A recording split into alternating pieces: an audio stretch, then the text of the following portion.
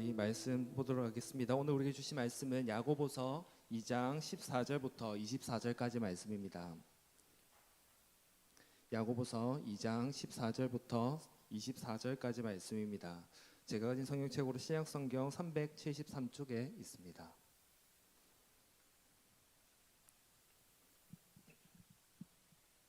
야고보서 2장 14절부터 24절까지 말씀 우리 한 목소리로 함께 읽도록 하겠습니다. 내 형제들아, 만일 사람이 믿음이 있노라 하고 행함이 없으면 무슨 유익이 있으리요? 그 믿음이 능히 자기를 구원하겠느냐? 만일 형제나 자매가 헐벗고 일용할 양식이 없는데 너희 중에 누구든지 그에게 이르되 평안히 가라, 덥게 하라, 배부르게 하라 하며 그 몸에 쓸 것을 주지 아니하면 무슨 유익이 있으리요? 이와 같이 제가 죽은 것이라. 어떤 사람은 말하기를 너는 믿음이 있고 나는 행함이 있으니 행함이 없는 내 믿음을 내게 보이라. 나는 행함으로 내 믿음을 내게 보이리라 하리라. 네가 하나님은 한 분이신 줄을 믿느냐? 잘 아는도다. 귀신들도 믿고 떠느니라. 아, 허탄한 사람아, 행함이 없는 믿음이 헛것인 줄을 알고자 하느냐? 우리 조상 아브라함이 그 아들 이삭을 제단에 바칠 때 행함으로 의롭다 하심을 받은 것이 아니냐? 네가 보거니와 믿음이 그의 행함과 함께 일하고 행함으로 믿음이 온전하게 되었느니라. 이에 성경이 이른바 아브라함이 하나님을 믿으니 이것을 의로 여기셨다는 말씀이 이루어졌고 그는 하나님의 벗이라 칭함을 받았나니 이로 보건대 사람이 행함으로 의롭다 하심을 받고 믿음으로만은 아니니라. 아멘. 오늘은 티나는 믿음이라는 제목으로 말씀을 전하려고 합니다. 제목이 뭐라고 했습니까? 티나는 믿음입니다. 믿음이 티가 나야 된다는 겁니다. 그런데 성도 여러분, 티가 난다는 게 무슨 말인지 아십니까?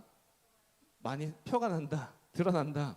사실 대놓고 드러내는 것은 아닌데 근데 딱 알거나 알아질 때, 느껴질 때 우리는 티가 난다라는 표현을 사용합니다. 뭐뭐한 티가 난다, 누구누구 같은 티가 난다, 그렇게 말합니다. 제가 사진을 좀 갖고 왔습니다. 하나 글인데요. 한번 띄워주시겠습니까? 한 글입니다. 인터넷에 올라간 글입니다. 뭔가 이상하죠? 네, 일명 한국인만 읽을 수 있는 글이라는 글인데 읽어지십니까? 읽어지십니까? 안 읽어지십니까? 뭔가 순서는 이상합니다. 같이 읽어보시겠습니까? 이거 말고 지금처럼 4글자씩 순서 바꿔 써도 돼요. 이상하게 한국인은 읽을 수가 있거든요. 이거 역시 번역기로 안 나와요. 재미있는 훈민정음 세종대왕 만세 완만세다. 네, 읽어지지요? 이게 왜 읽어질까요? 번역기 돌리면 어떻게 나오겠습니까? 알 수는 이상한 말이 나올 겁니다. 사실 원래 이게 처음 시작된 건 아니고요. 사실 해외 숙소 등에서 이용 후기를 남길 때, 리뷰를 남길 때 주인이 번역기를 돌려서 이상한 말 쓰면 잘라버릴까 싶어가지고 글을 삭제시킬까 싶어가지고 일부러 번역이 안 되도록 이상한 글자를 막 자음을 섞어가지고 올렸던 글이 이슈가 돼서 이렇게 막 퍼졌던 겁니다. 사실 다른 글들이 더 재밌는 게 많은데 설교 쓰기에는 좀 속된 표현들이 많아가지고 일부러 좀 순한 맛 버전으로 이렇게 가지고 왔습니다. 사실 우리가 적어보면 안 읽어지는 게 정상이지 않습니까? 읽지 못하는 게 정상입니다. 근데 이상하게 한국인은 저걸 보면서 읽을 수 있습니다. 한국인 저걸 읽는 걸 보면 아, 저 사람은 한국인이구나 티가 납니다. 또 다른 경우도 있습니다. 사진 넘겨주십시오. 넘겨주면 사진을 찍어주고 있습니다. 옆에 두 사진인데요. 오른쪽에 이렇게 앉고 있는 이 사람들은 어느 나라 사람 같아 보입니까? 외국인 같아 보입니다. 수염을 하고 있는, 좀 작아서 잘 안 보이실지 모르겠는데 수염을 하고 있는 백인이고요. 그 옆에는 라틴 사람으로 보이는 외국인이 아마 해외에서든지 국내에서든지 여행 와가지고 사진 찍는 겁니다. 그런데 그 앞에 사진을 찍어주고 있는 사람 얼굴도 보이지 않습니다. 보이는 거는 피부색이 그냥 동양인 같아 보입니다. 근데 저 사람 어느 나라 사람일까요? 한국 사람. 어떻게 아십니까? 어떻게 저 사람이 얼굴도 안 보이고 아무것도 안 보이는데 어떻게 저 사람이 한국에서 있는 거 압니까? 사진 찍는데 저 정도로 진심인 민족은 우리나라 사람밖에 없습니다. 네, 사진 찍어달라 할 때 막 온갖 자세를 취하며 포즈를 취하면서 찍어주는 사람 한국인밖에 없습니다. 외국인한테 부탁하면 한번 띡 찍어주고 끝입니다. 근데 한국인은 몇 장씩 막 온갖 자세 구도 잡아가면서 찍어줍니다. 우리가 알 수 없는 게 정상입니다. 몰라야 정상입니다. 그런데 저것을 보면 한국인인 게 딱 티가 납니다. 마지막 사진입니다. 카페입니다. 자리에 지문이 있는데 사람은 없습니다. 이 자리 어느 나라 사람의 자리일까요? 한국 사람. 이건 어떻게 또 아십니까? 네. 사실 왜냐하면 해외에서는 저렇게 놔두고 자리를 비우면 1, 2분만 자리를 비워도 다 도둑맞습니다. 그래서 해외 사람들이 우리나라에 와서 제일 놀라는 것 중 하나가 카페에 짐을 놔두고 자리를 비운다라는 겁니다. 노트북이나 휴대폰 같은 비싼 거를 그냥 놔두고 자리를 떠버립니다. 왜냐하면 우리나라에서는 훔쳐가지 않기 때문입니다. 훔쳐가지 않을 걸 너무 잘 알기 때문에 믿기 때문에 오히려 자리를 잡겠답시고 막 노트북을 갖다 두는 사람도 있습니다. 이걸 보면 해외에서든 그래서든 한국인은 티가 납니다. 절도가 별로 없는 국가, 사진을 찍어주는데 진심인 국가, 이상하게 문법과 옷은 다 틀려도 읽어지고 이해가 되는 한글을 사용하는 국가. 그런 한국에서 자라고 살아온 사람들은 해외 어딜 가든 어디에 있든 자기가 일부러 드러내는 건 아닌데 티가 납니다. 해외 나가서 한국인인 걸 좀 숨기려고 하는데도 자기도 모르게 티가 나는 겁니다. 그런데 설교 서두에 제가 왜 이런 내용들을 나누고 있겠습니까? 이렇게 삶의 모습에서 티가 나는 부분은 사실 믿음과 밀접하게 정말로 많은 연관이 있기 때문입니다. 한번 생각해 보십시오. 카페에서 물건을 두고 자리를 비우는 건 어떻게 그럴 수 있습니까? 이렇게 놔두고 가도 아무도 훔쳐가지 않을 것이라는 믿음이 있기 때문입니다. 그 믿음이 행동으로 나타나는 겁니다. 난 우리나라 사람들이 이렇게 놔두고 가도 훔쳐가지 않을 것을 믿어 라고 말하면서 잠깐 짐을 놔두고 화장실에 소변을 보러 한 1, 2분, 2, 3분 정도 자리를 비웁니다. 그런데 화장실에 있는 내내 훔쳐가면 어떡하지? 훔쳐가면 어떡하지? 막 벌벌 떠고 있다면 그 사람은 믿는 겁니까? 못 믿는 겁니까? 못 믿는 겁니다. 그 사람은 믿는 그 자리가 비워도 훔쳐가지 않을 것이라고 하는 그 믿음이 있는 사람은 벌벌 떠는 게 아니라 그냥 아무렇지 않게 갔다가 옵니다. 화장실을 갔다 오기도 하고 통화를 하고 오기도 하고 심지어 막 10분, 20분씩 자리를 비워도 아무 걱정이 없습니다. 왜? 믿어지기 때문입니다. 믿음이 있기 때문입니다. 이처럼 믿음은 행동으로 나타납니다. 이를 좀 다르게 표현하면 믿음은 행동으로 증명됩니다. 이해가 되십니까? 그런데 우리가 하나님을 믿는다고 할 때의 그 믿음은 어떻습니까? 여러분은 여러분의 삶에서 믿음이 행동으로 드러나고 있습니까? 여러분의 믿음은 여러분의 삶에서 티가 납니까? 이를 잘 파악할 수 있는 두 가지가 있다라고 생각이 됩니다. 먼저는 여러분의 주변 사람들이 여러분이 교회 다니고 예수님을 믿는다는 것 알고 있습니까? 여러분 주변 사람들은 여러분이 교회 다닌다는 것 다 알고 교회 다니니까 이렇게 하는 거야 라고 그렇게 생각을 하고 있습니까? 그것은 다르게 표현한다면 예수님을 믿는다는 게 여러분의 삶에서 티가 나느냐 묻는 겁니다. 여러분의 말과 행동과 선택하는 것과 그 모든 것 속에서 일부러 말하진 않지만 일부러 나 교회 다닌다 만나는 사람들 말하고 다니진 않지만 말과 행동과 분위기와 표정 그 모든 것에서 내가 교회를 다닌다라는 게 티가 나고 있느냐라는 겁니다. 어떻습니까? 여러분은 어떻습니까?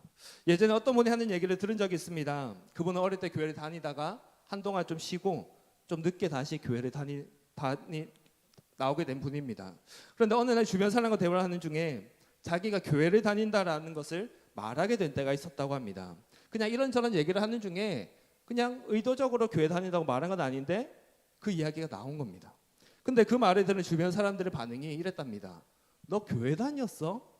라는 의문을 품었다고 합니다. 전혀 몰랐다는 반응을 보였다고 합니다. 믿음이 티가 안 나고 있었던 거겠지요. 반대로 제 모교의 한 형의 이야기입니다. 그 형 모태신앙입니다. 그래서 어릴 때부터 교회에서 살다시피 했고 직장 때문에 어쩔 수 없이 빠지는 경우가 아니라면 교회를 빠짐없이 나온 형입니다. 그런데 그 형이 믿음이 좋았느냐?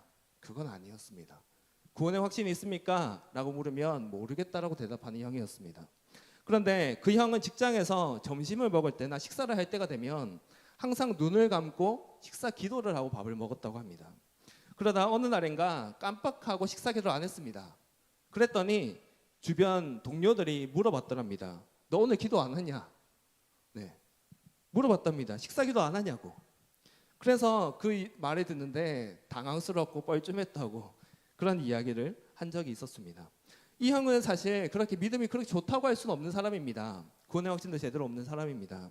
하지만 교회를 다닌다는 믿음, 예수님을 믿는다는 그 믿음이 티가 나는 생활을 하고 있었습니다.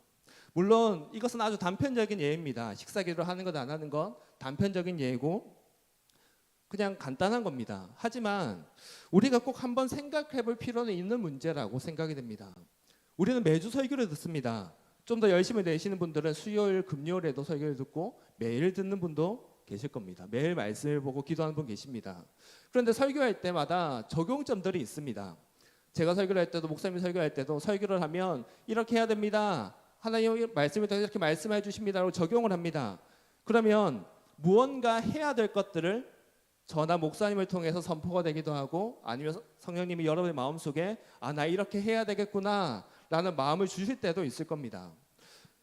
어떤 날에는 말씀을 보라고 하기도 하실 것이고 기도하라고 하실 것도 있고 전도하라고 하실 때도 있을 겁니다. 아니면 누군가를 섬겨라, 사랑해라, 아니면 무언가에게 뭐 줘라, 아니면 뒷말하지 말고 욕하지 말고 비판하지 말라, 좀 좋은 말 긍정적인 말 하라. 이렇게 정말로 많은 적용들이 우리에게 계속해서 들려올 겁니다. 수없이 많은 적용점들이 말씀을 통해 우리의 귀에 들려오고 머릿속에 계속 심겨집니다. 그렇게 도전해 주십니다. 그런데 우리 삶에서 그것들이 실천되고 있습니까? 라고 물어보면 어떤 대답이 나옵니까? 예라는 대답을 하셔야 되는데요. 네, 예라는 대답이 안 나오시는 것 같습니다. 사실 저도 그럴 때가 참 많습니다. 그럼 우리에게 오늘 본문 14절에서 이렇게 말씀합니다. 우리 같이 한번 읽겠습니다. 14절입니다. 내 형제들아, 만일 사람이 믿음이 있노라 하고 행함이 없으면 무슨 유익이 있으리요? 그 믿음이 능히 자기를 구원하겠느냐. 네. 행함이 없는 믿음, 그것에 대해 지적하고 있는데 참 무서운 말을 하지 않습니까? 좀 과하다 싶을 정도로 말하고 있지 않습니까? 믿음이 있습니다 라고 하면서 행함이 없으면 무슨 유익이 있겠느냐 합니다. 그런데 이 유익이 있겠느냐 하는 정도가 어느 정도냐면 그 믿음이, 행함이 없는 그 믿음이 자기를 구원하겠느냐라고까지 말합니다. 행함이 없는 믿음으로는 구원을 받을 수 없다고까지 말하고 있습니다. 우리는 행함으로 구원받습니까? 아니면 믿음으로 구원받습니까? 믿음으로 구원받습니다. 착한 일 많이 하면 구원받을 수 있습니까? 착한 일 많이 하면 봉사활동 많이 하고 헌금 많이 하고 이 불을 위해 성금도 많이 하고 하면 구원받을 수 있습니까? 못 받습니다. 아무리 착한 일을 많이 해도 천국에 갈 만큼, 아니 갈 만큼의 그 정도의 의에는 이를 수가 없습니다. 천국에 갈 수 있을 정도로 정말로 티끌만한 죄 하나 없는 사람이 없기 때문입니다. 그런데 여기에서는 왜 행함이 없으면 구원조차 받지 못하는 것처럼 얘기하고 있겠습니까? 앞에서 얘기했습니다.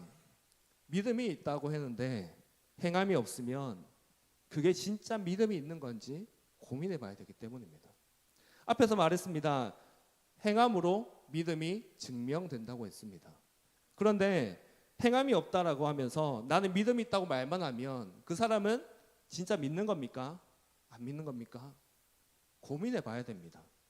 물론 입으로 시인하는 거 필요합니다. 입으로 믿음 있다고 말하는 거 필요하고요. 행함이 완전히 있을 100%다 실천할 수 있는 사람도 없을 겁니다. 하지만 우리가 행함을 너무 간과해서는 안 된다는 겁니다. 행하지 않아도 된다는 건 절대로 아니라는 겁니다.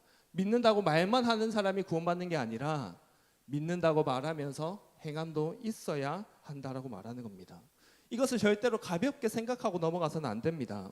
예수님께서도 마태복음 7장 21절에서 주여 주여 하는 자가 구원을 받는 게 아니라 하늘에 계신 내 아버지의 뜻대로 행하는 자라야, 실천하는 자라야 천국에 들어가리라고 말씀하셨습니다. 행함이 없는 믿음은 죽은 것입니다. 하나님의 말씀대로 행하지도 않으면서 나는 예수님 믿으니까 구원받을 거야, 나는 천국행 티켓 가지고 있어, 그렇게 얘기하고 넘어가면 안 된다는 겁니다. 그렇게 말하는 사람, 그렇게 살아가는 사람 진짜 믿음이 있는지 스스로 진짜 진지하게 고민해 볼 필요가 있습니다. 그렇다면 우리가 구체적으로 어떤 것을 행해야 되겠습니까? 어떤 부분으로 어떻게 우리는 믿음이 있다는 티를 내며 살아야 하겠습니까? 많은 것들이 있을 겁니다. 정말 많은 부분이 있겠지만 오늘은 본문을 통해서 두 가지만 나누려고 합니다. 첫째로, 하나님을 믿는 것이 삶의 모습으로 티가 나도록 해야 됩니다. 이는 삶의 최우선순위를 하나님께 드려야 한다는 것을 말합니다. 우리는 살아가다 보면 선택의 순간을 맞이할 때가 있습니다. 무언가를 할지 말지 결정해야 합니다. 그래서 때로는 둘 모두 하면 좋겠지만 하나를 선택하면 하나를 하지 못할 때가 있습니다. 이때 포기하게 되는 것을 기회비용이라고 말합니다. 하나를 선택함으로써 포기해야 되는 것들, 그에 들어가는 것들 기회비용이라고 말하는데, 어느 쪽을 선택하느냐 하는 것은 반대로 말하면 어느 것을 포기하느냐, 그것을 선택하는 것이나 마찬가지입니다. 그리고 둘 중 어느 것이 더 중요한지, 어느 것을 포기하는 게 더 아까운지에 따라서 우리는 선택을 하게 됩니다. 이런 선택은 사실 우리가 중국 요리를 시킬 때 짜장면을 먹을지 짬뽕을 먹을지 이런 간단한 것일 수도 있지만, 때로는 생명이 달려있을 수도 있는 너무나 중요한 선택일 수도 있습니다. 오늘 말씀을 보면 21절에서 아브라함이 나옵니다. 아브라함에게 하나님께서 선택을 요구하신 것이 있습니다. 100세에 낳은 아들 너의 후계자 이삭을 나에게 제물로 바치라, 그렇게 말씀하십니다. 너무나도 사랑하는 아들, 눈에 넣어도 아프지 않을 정도로 그 정도로 귀한 아들을 하나님께서 바치라고 하십니다. 그런데 그냥 멀리 유학을 가라고 하거나 아니면 제사장이나 사역자로 그렇게 섬기도록 해라, 이런 정도가 아닙니다. 자기 손으로 직접 아들을 죽여서 제물로 바쳐야 합니다. 자기 손으로 직접 아들을 죽일 사람 누가 있겠습니까? 정신적으로 문제가 있는 거나 그런 문제가 있는 사람이 아니라면 절대로 하지 못할 일입니다. 심지어 100세 때야 겨우 얻은 아들입니다. 100년이라는 그 긴 시간 동안 간절히 바랬던 아들, 그 아들을 어떻게 자기 손으로 죽여서 제물로 바칠 수 있겠습니까? 그런데 아브라함은 그 아들, 그 소중한 아들 이삭을 바치려 합니다. 제단 위에 아들을 올리고 묶어 놓은 뒤에 이제 죽이려고 칼을 들었습니다. 아들을 제물로 바치는데 그는 망설이지 않습니다. 하나님이 제물로 바치라고 했을 때 그 다음날 아침 일찍 일어나서 제사들이 필요한 것들을 챙겨서 아들을 데리고 간 사람이 아브라함이었습니다. 제단에다가 아들을 눕혀놓고 다 이제 모든 절차를 마무리하고 이제 아들을 죽일 그 단계만 남겨둔 게 아브라함이었습니다. 그가 아들 이삭을 사랑하지 않아서 그랬겠습니까? 아브라함은 광신도가 아닙니다. 광신도에서 아들을 아무렇게나 죽여도 될 정도로 그런 사람 아니었습니다. 너무나 사랑합니다. 하지만 아브라함은 하나님께서 이삭을 통해서 큰 민족을 이루게 하실 것이란 그 하나님의 약속을 믿었습니다. 하나님께서 내 사랑하는 아들 이삭을 통해서 많은 자손을 얻게 해주실 것이라고 하셨던 그 약속, 그 해주신 그 약속을 믿었습니다. 그래서 이삭을 지금 바치라고 하셔서 내가 지금 죽이려고 하지만 그를 다시 살려주실 거야, 그 믿음이 있었습니다. 하나님이 이삭을 통해서 자손을 더 얻게 하시겠다고 하셨는데 이삭을 죽이면 어떻게 됩니까? 이삭이 죽어 있으면 어떻게 됩니까? 그 약속 지킬 수 없는 겁니다. 하나님은 약속을 반드시 지키시는 분이시니까 내가 제물로 바쳐도 다시 살려주실 거야. 이삭 없어지는 거 아니야. 그 믿음이 그에게는 있었습니다. 이삭 아니어도 된다는 믿음 아닙니다. 이삭 말고도 다른 아들 더 주시겠지라는 믿음 아닙니다. 하나님께서 이삭을 살려주실 거야, 그 믿음으로 그는 한 겁니다. 하나님이 원하시니 그 믿음으로 순종하며 드린 겁니다. 그리고 하나님께서는 이삭을 죽이려고 하는 아브라함을 막으십니다. 그리고 미리 준비해둔 수장을 보여주시면서 수장을 제물로 바쳐서 제사를 드리도록 하십니다. 하나님은 사람을 제물로 바쳐서 드리는 인신공양을 받으시는 분 아니십니다. 오히려 그거 정말로 가증히 여기시면 싫어하시는 분이십니다. 단지 하나님께서 이삭을 요구하신 것은 아브라함이 정말로 하나님을 온전히 믿는지, 하나님을 이삭보다 더 사랑하는지 경외하는지 그것을 알고자 시험하신 것에 불과합니다. 그리고 아브라함은 아들을 드리려고 하는 그 행위를 통해서 그의 믿음을 증명하였습니다.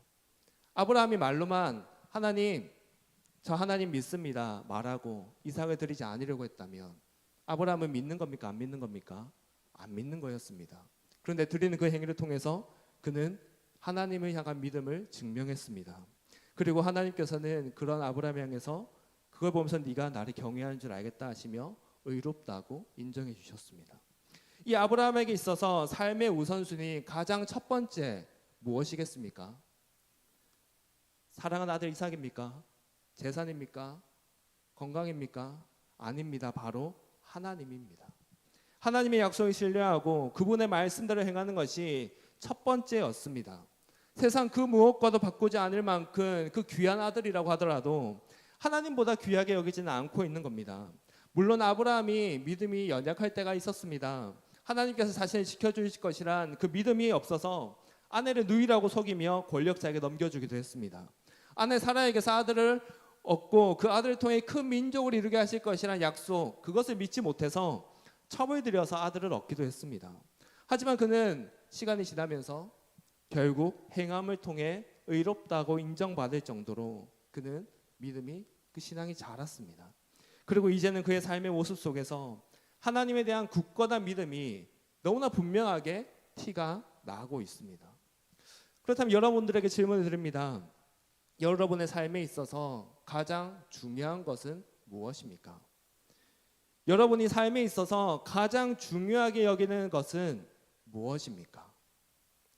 이 질문에 대한 답을 명확하게 알려면 두 가지의 질문을 스스로에게 던져보면 됩니다. 지난 일주일간의 삶 속에서 내가 나에게 가장 기억에 남는 순간은 언제였습니까? 지난 일주일의 삶 속에서 여러분의 삶 속에서 가장 분명하게 가장 의미 있게 기억에 남아있는 그 순간 어느 순간입니까? 그리고 한 가지 더 질문입니다. 만약 여러분에게 자유롭게 사용할 수 있는 시간 3시간이 주어진다면 그 시간에 여러분은 무엇을 하시겠습니까? 마음대로 쓸 수 있는 3시간이 비어 있습니다. 그 3시간 동안 여러분은 무엇을 하겠습니까? 이 질문에 대한 답이 바로 여러분이 가장 중요하게 여기는 것, 여러분이 가장 좋아하는 것일 겁니다. 사랑하는 성도 여러분, 우리 중고등부 대학 청년 여러분, 삶의 우선순위를 하나님께 드리기를 권면합니다. 하나님의 말씀을 보고 하나님께 예배하고 하나님께 기도하는 그 시간, 하나님의 말씀을 따라 실천하는 그 시간, 그 시간을 하루의 삶에서 가장 중요한 시간으로 드리기를 권면합니다. 하나님은 여러분이 이 세상 그 무엇보다도 사랑하시는 분이십니다. 하나님은 온 세상을 창조주이시며 지금도 온 세상을 다스리시는 분이십니다. 여러분을 구원하기 위해 인간의 몸을 입고 이 땅에 오셨고 십자가를 지시며 죽음도 감당하신 분이십니다. 그분이 여러분과 함께하기를 원하십니다. 여러분 삶의 가장 우선순위 그것을 원하십니다. 그리고 그것만 나에게 주면 너에게 모든 것을 주겠다라고 약속하십니다. 여러분이 하나님의 품에 안겨 있다면 사실 여러분의 삶 속에 찾아오는 어떤 고난도 이겨낼 수 있을 겁니다. 세상의 그 어디에서도 얻을 수 없는 평안과 기쁨이 여러분에게 주어질 겁니다. 그 맛을 보지 못하니 우리가 자꾸 하나님이 얼마나 좋은지 느끼지 못하니 자꾸만 다른 데서 만족을 얻고 다른 것으로 위안을 삼으려고 하는 것 아니겠습니까? 결단해보고 정말 하나님께 삶을 드리기를 축복합니다. 그래서 정말로 하나님과 동행할 참 기쁨을 누리는 우리가 되기를 예수님의 이름으로 축복합니다. 둘째로 내가 받은 것을 주변 이들에게 나눠줄 수 있어야 합니다. 좀 더 쉽고 단순하게 표현하면 우리의 삶을 통해서 나를 통해서 우리 주변 사람들이 잘 돼야 한다는 겁니다. 나와 함께 있는 것이 내 주변 사람들에게 이익이 되어야 한다는 겁니다. 15절 16절 말씀을 보십시오. 우리 같이 한번 읽겠습니다. 15절 16절입니다. 만일 형제나 자매가 헐벗고 일용할 양식이 없는데 너희 중에 누구든지 그에게 이르되 평안히 가라, 덥게 하라, 배부르게 하라 하며 그 몸에 쓸 것을 주지 아니하면 무슨 유익이 있으리요. 아멘. 앞에서 14절에서는 행함이 없으면 무슨 유익이 있느냐, 그 믿음이 자기를 능히 구원하겠느냐라고 했습니다. 그 바로 다음에 나오는 구절입니다.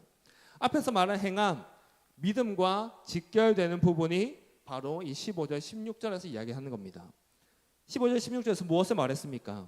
형제나 자매가 너희 주변에 있는 이들이 일용할 양식이 없고 당장 먹을 것 입을 것이 없는데 그냥 말만 평안하길 바래, 따뜻하게 좀 입고 다녀, 배부르게 먹길 바래, 그렇게 말만 하면 그게 무슨 유익이 있느냐 말하고 있습니다. 말로만 위로하는 척하지 말고 실제로 도와야 한다는 겁니다. 실제로 도와야, 실질적으로 물질을 주어야 행함이 있는 믿음이라고 하고 있는 겁니다. 이것을 보면 알 수 있는 게 있습니다. 나만 구원받고 나만 하나님의 은혜를 받고 하나님의 도움을 받으며 사는 게 바른 믿음이 아니라는 겁니다. 하나님께서는 우리에게 복을 주기를 원하십니다. 우리가 잘 되기를 원하십니다. 우리가 평안하게 원하시고 우리를 도우시는 분이십니다. 하지만 하나님께서는 우리를 복을 받기만 하는 존재로 부르신 것은 아닙니다. 그 복을 받고 그 복을 전해주는 존재로 우리를 부르셨습니다. 복의 통로로 우리를 부르신 겁니다. 나만 잘 먹고 잘 사는 것, 세상에서는 그것이면 충분하다라고 말을 합니다. 내가 즐거우면 그만이고 내가 하고 싶은 대로 하면 그만이고 내 하고 싶은 대로 마음껏 할 수 있으면 그 사람이 잘 사는 거야, 그렇게 말합니다. 하지만 하나님께서는 우리에게 너희가 받은 것을 주변 이들에게 나누어 주라고 합니다. 먼저는 우리가 예수 그리스도의 사랑, 그 복음을 전해야 됩니다. 너만 구원받고 영생 받는 게 아니라, 영생을 누리는 것이 아니라 할 수 있는 대로 전도하라고 하셨습니다. 우리가 전해줄 수 있는 가장 귀한 건 이 세상 그 무엇보다도 귀한 생명을 전해주라고 하셨습니다. 그 최고의 것 생명을 전해주면서 우리 주변에 믿지 않는 자들을 살리는 일을 우리가 감당해야 됩니다. 그게 우리가 할 수 있는 가장 중요한 일일 겁니다. 그리고 더 나아가 주변에 있는 이들에게 우리가 받은 것을 좀 나눌 수 있어야 됩니다. 이는 물질과 시간과 에너지, 사랑, 이 모든 것들을 포함하는 것입니다. 우리 주변에 홀로 있고 소외된 이들이 있습니다. 가난하고 어려운 이들이 있습니다. 상처받은 이들이 있습니다. 그들에게 시간을 내어주십시오. 마음을 내어주십시오. 그들의 상한 마음을 어루만져 주면서 이야기를 들어주십시오. 그리고 먹을 것이 없다면 먹을 것을 나누어 주시고 입을 것이 없다면 입을 것을 나누어 주십시오. 그래서 여러분이 하나님께 복을 받으며 잘 되는 것을 여러분 주변 사람들이 좀 느끼게 해주십시오. 그래서 저 사람은 참 따뜻한 사람이야, 저 사람은 참 좋은 사람이야, 저 사람 참 고마운 사람이야, 그런 인정을 받는 삶을 살아가시기 바랍니다. 우리가 그렇게 섬기다 보면 때론 손해볼 수 있습니다. 내 것을 나눠줘야 되니까 돈이 들어가고 시간이 들어가고 에너지가 들어갑니다. 그래서 피곤할 수도 있고 귀찮을 수도 있습니다. 하지만 하나님께서 그렇게 섬기는 자들에게 더욱더 많은 것들로 채워주실 겁니다. 그리고 그렇게 섬기며 사는 자에게 기쁨과 감사가 있을 겁니다. 사람들로부터도 인정을 받고 더욱더 복된 삶을 살아가게 됩니다. 마지막으로 한 친구의 이야기를 나누고 말씀을 나누려고 합니다. 제가 만난 친구가 한 명 있는데 이 친구는 원래 교회를 다니지 않는 친구였습니다. 저를 통해서 교회를 왔다 갔다 고등학교 시절에 몇 번 한 적은 있었지만 성인이 된 후에도 이제는 교회를 나오지 않고 연락도 끊어진 친구였습니다. 그러다가 한 10년쯤 지나서 만난 적이 있었습니다. 그런데 이 친구는 저를 통해 다시 교회에 나오면서 교회에 대한 반감을 가지고 있는 게 있었습니다. 저와 계속 이야기를 나누면서 한 번씩 막 토론을 하기도 했습니다. 교회는 왜 이래? 교회 사람들 왜 이래? 이거 잘못된 거 아니야? 이건 왜 이래? 막 그러면서 막 30분씩 1시간씩 막 토론을 하고 막 그렇게 이야기를 했습니다. 이 친구는 그렇게 교회에 나오곤 있지만 그래도 지금 저나 주변에 있었던 그 다른 청년들과 이렇게 사람들이 좋아서 교회에 나오곤 있었지만 여전히 교회 반감은 가지고 있었습니다. 그 친구가 반감을 가진 이유가 무엇이었겠습니까? 이야기 들어보니 교회를 다니는 사람들의 안 좋은 모습을 너무 많이 봤다고 합니다. 믿는다고 말하면서 오히려 더 악하게 사는 이들을 많이 봤다고 합니다. 교회 왔더니 이기적인 모습들, 맨날 싸우고 하는 그 모습을 봅니다. 그러면서 교회는 왜 그래? 그런 생각을 가졌다고 합니다. 그런데 이야기를 나누다 보니까 그런 기억만 있었던 건 또 아니었습니다. 교회에 대해 좋은 기억도 가지고 있었습니다. 대학교 선배 중에 한 사람이 너무 멋있었답니다. 너무 좋은 사람이었다고 합니다. 그래서 저 사람처럼 되고 싶었다라고 할 정도로 좋은 선배가 있었다라고 합니다. 그런데 그 사람이 왜 그렇게 좋았느냐 이야기를 하면서 알아가다 보니 그 사람은 교회를 다니고 있었답니다. 그래서 그 선배를 따라서 교회를 또 나가다가 또 졸업하고 나서 안 나가고 있었다. 그런 이야기를 했습니다.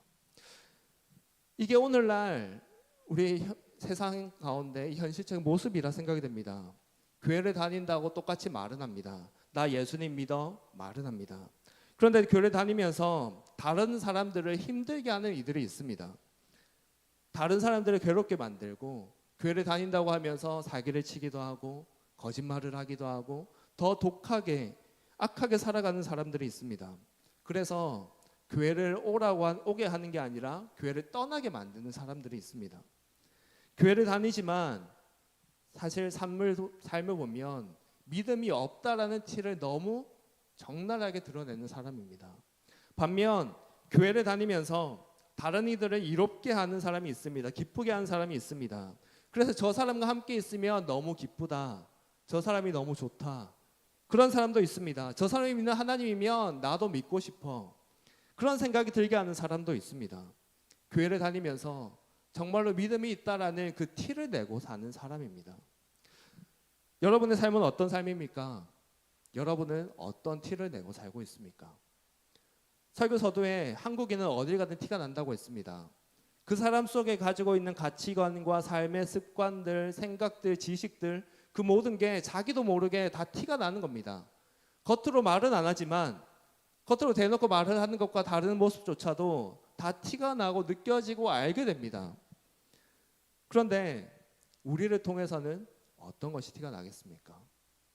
우리의 말 속에서, 우리의 행동 속에서, 우리의 표정 속에서 우리는 어떤 티를 내고 살고 있습니까? 우리는 혹시 인색하고 날카롭고 비판적이고 그런 모습으로 세상을 닮은 모습으로 믿음 없는 티를 내며 살고 있지는 않습니까? 하나님께서는 우리를 빛으로 부르셨습니다. 하나님의 자녀로 부르셨습니다. 그 빛을 나눠주며 사랑해주라고 생명을 전해주고 그들을 품고 섬기라고 우리에게 말씀하셨습니다. 그러니 이제는 우리가 좀 믿는 티를 좀 내며 살아갔으면 좋겠습니다. 먼저는 하나님과 하나님의 말씀을 따라 사는 것, 그것을 삶의 최우선순위로 하고 살아갑시다. 그리고 하나님을 그렇게 먼저 잘 섬기면서 우리 주변에 있는 이들을 좀 섬기며 살아갑시다.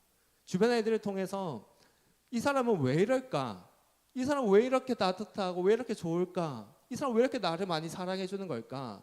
그래서 그 사람이 당신은 나한테 왜 이렇게 잘해줍니까? 라고 인정을 좀 받을 수 있는 우리가 되었으면 좋겠습니다.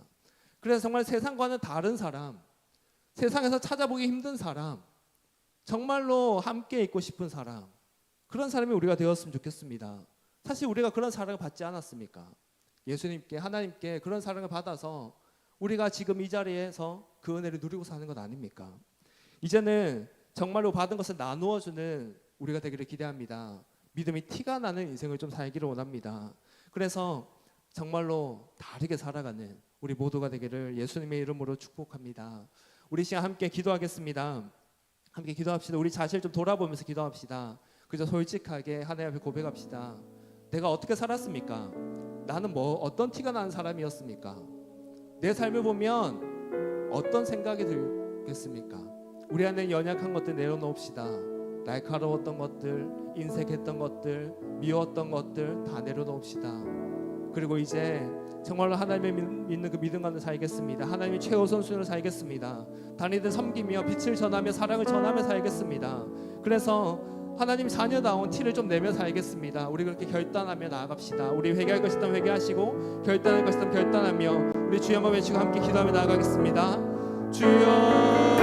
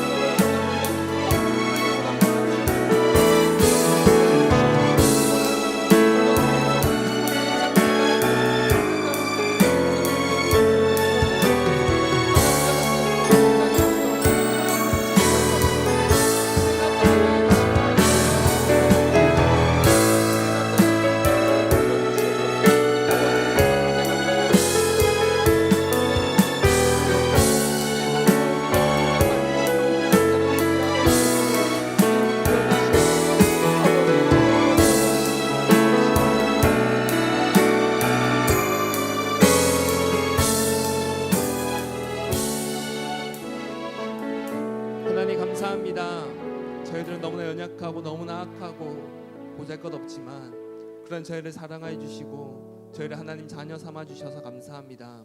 저희들이 너무나 많이 연약했지만 너무나 많은 악한 모습들이 많았지만 그런 저희를 품어주시며 끝없이 저희들을 사랑해 주셔서 감사합니다. 그런 저희를 끝없이 품어주시며 붙들어 주셔서 감사합니다. 하나님, 이 시간 우리가 결단하였습니다.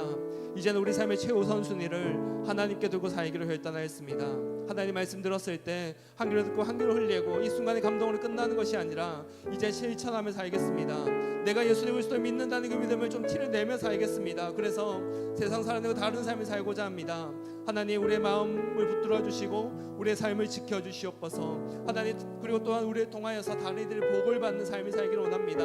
나만 잘 되는 것에 몰두하는 삶이 아니라 내 것을 나누어 주는 삶, 내 주변 이들을 이롭게 하는 삶을 살아가게 해 주시고 무엇보다 예수 그리스도의 그 사랑을, 그 생명을 전하는 저희들이 될 수 있도록 붙들어 주시옵소서. 하나님, 그래서 우리를 통해서 다른 이들 더 많은 복을 받게 해주시고 그들에게 저 사람 왜 저렇게 다를까라는 궁금증을 유발하며 그들의 우리를 통해서 우리가 믿는 하나님을 믿고 싶다고 고백이 나올 수 있도록 주님 붙들어 주시옵소서. 그렇게 정말 한 자녀다운 삶을 살게 해주시고 하나님, 자녀다운 티가 나는 그런 복된 삶을 살아가는 우리 모두가 될 수 있도록 주님 붙들어 주시옵소서. 감사합니다. 살아계신 예수님 이름으로 기도드렸습니다. 아멘.